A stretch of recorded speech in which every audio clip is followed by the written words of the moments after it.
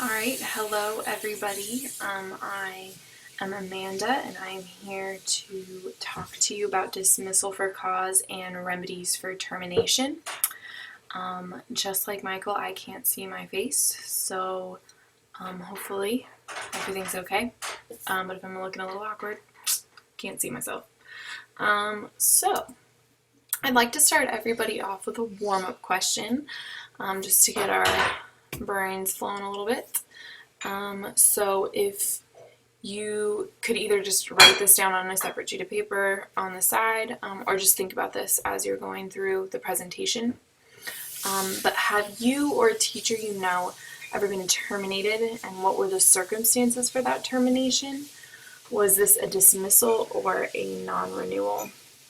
And at this point, I would just like to remind everybody that if you haven't watched Michael's presentation yet, it would be a great idea to watch his first before watching mine, because I'm going to be specifically talking about dismissal for cause, which is only under tenured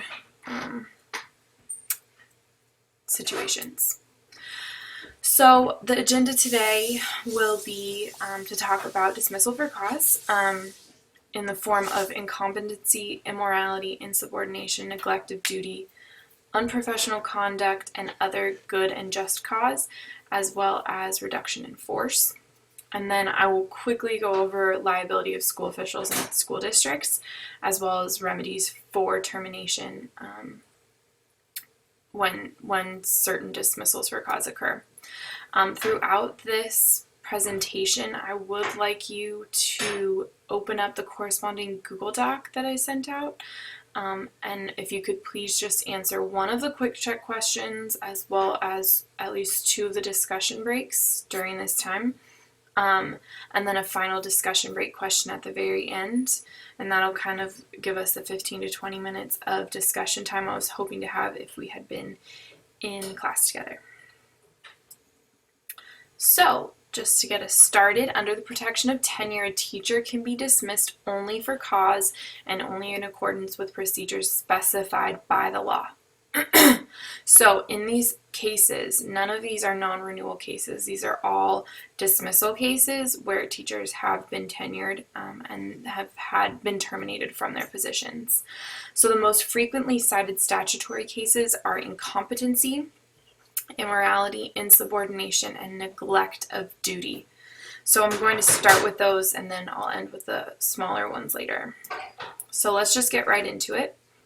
Incompetency is legally defined as a lack of ability, legal qualifications, or fitness to discharge the required duty.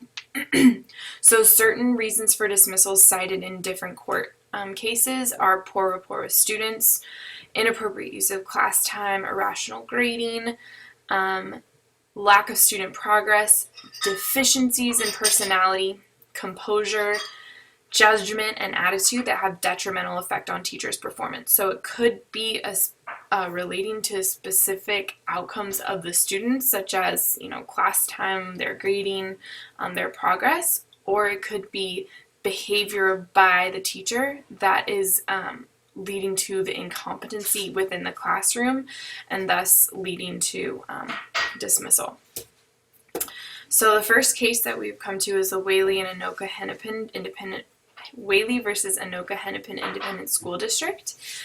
This was 1982, which is quite a long time ago, in Minnesota.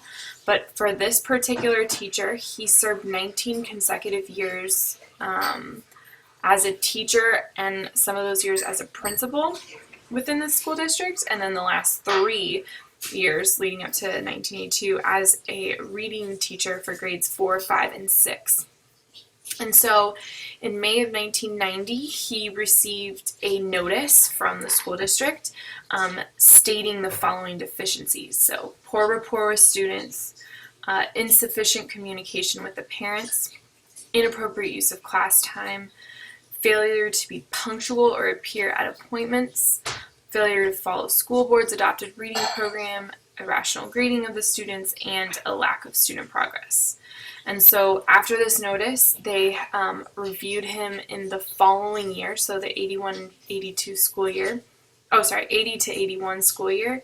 And again, he received a second notice that highlighted the following deficiencies that are in bold, and then the last one on the bottom. So poor rapport with students, lack of student progress, and lack of appropriate disciplinary techniques. And because he was given these notices, they found the decision was that there is substantial evidence in the record to support the school board's decision to terminate Whaley's teaching contract.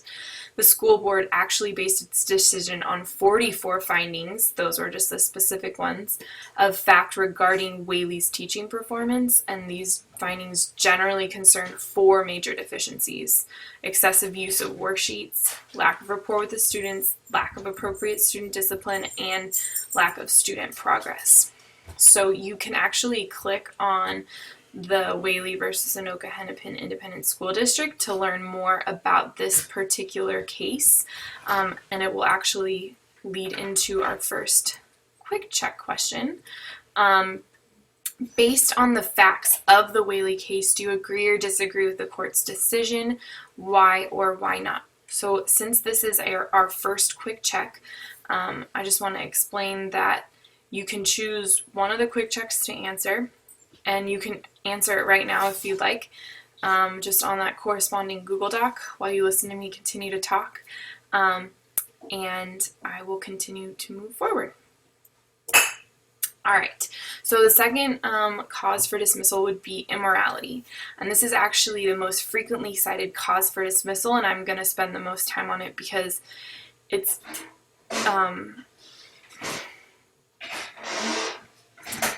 like a weird feeling that this is just a hard one to talk about because there's some gnarly cases in here, but again, we have to talk about it. So it is defined as unacceptable conduct that affects a teacher's fitness to teach. For example, sexually related contact between a teacher and a student. This was actually challenged by an Alabama teacher, citing that the term immorality does not adequately warn a teacher as to what behavior would constitute an offense. So these are going to be the kinds of cases that some of the teachers actually went back and tried to appeal. So that's why I'm saying it's a little disturbing. That was the word I was looking for. So let's get into our first case. This one's actually pretty disturbing. Meltzer versus Board of Education in New York City. Meltzer was a 30-year successful teacher, terminated for advocating sexual activity between men and young boys. He was a long-term member of the North American Man-Boy Love Association and was involved in editing and writing the group's publication.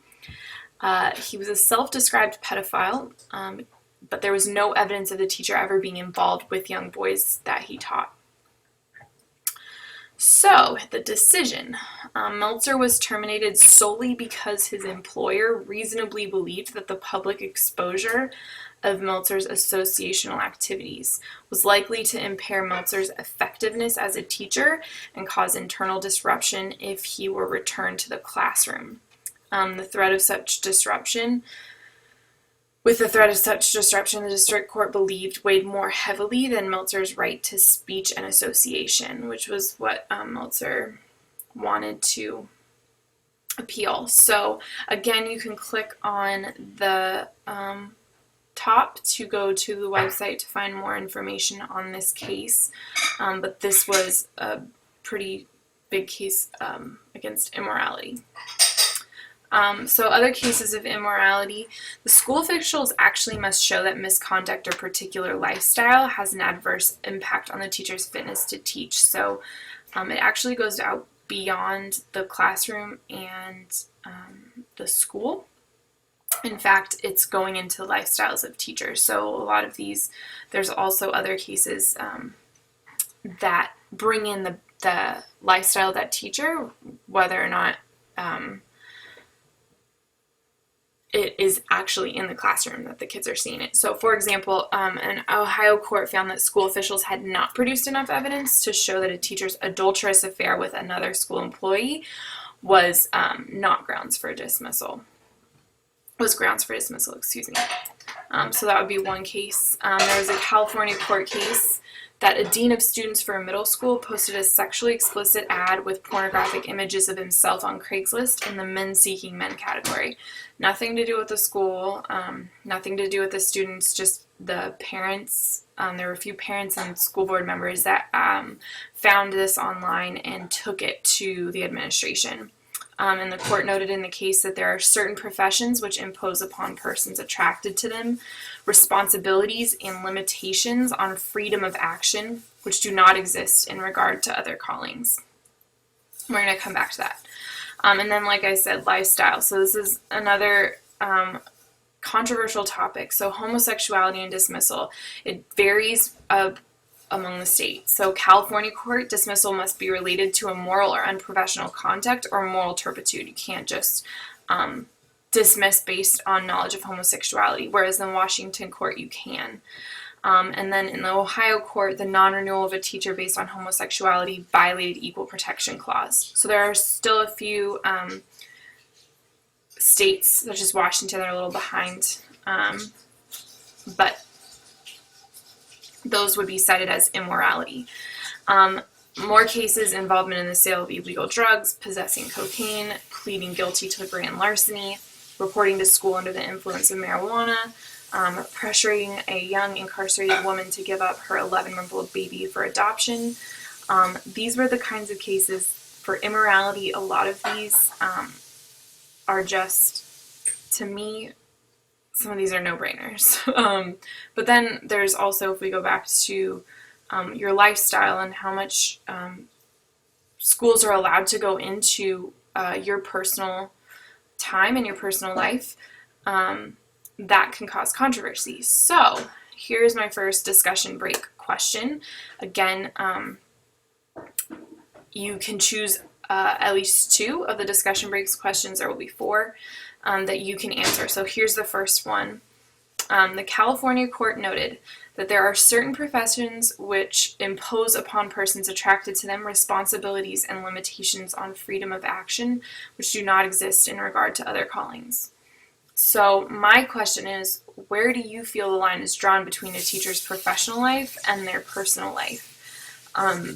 There are certain things such as, if it's causing some kind of harm to the children, that's definitely a line drawn. But I'd just like to know your thoughts on how much your job and the renewal of your contract should be based on personal life versus professional life. So again, you can take this time to write into the corresponding Google Doc with this presentation to answer discussion break question number 1. And I will move forward. So, insubordination is our third dismissal for cause, and it is defined as the willful disregard of or refusal to obey school regulations and official orders. It is not required that a relationship be established between the conduct and the fitness to teach, and many courts require acts be willful and persistent over time. So some cases of insubordination in Florida, the teacher refused to provide lesson plans during absences. In California, a teacher that held a lifetime credential refused to pursue a certification to teach ELLs, in addition to providing financial support for that training. In North Carolina, a teacher refused to discontinue a classroom project that the principal and instructional specialist determined to be lacking in educational value. And in South Dakota, a teacher refused to submit to the principal's authority. So I'm going to come back to insubordination on the second screencast-o-matic because this is about to boot me off. So I'll be right back.